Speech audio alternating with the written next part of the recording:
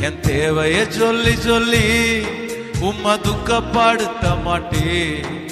என் தேவையே நீங்கதான். என் எண்ணத்தை சொல்லி சொல்லி நிறைவேற்றவும் சொல்ல மாட்டேன். என் இதயமே நீங்கதான்.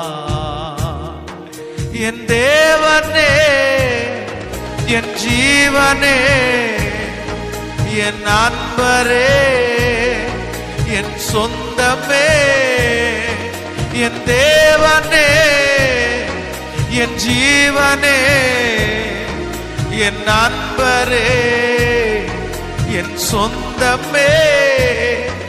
இந்த வானம் பூமியாவுமாலும் தேவன் நீங்கதான்.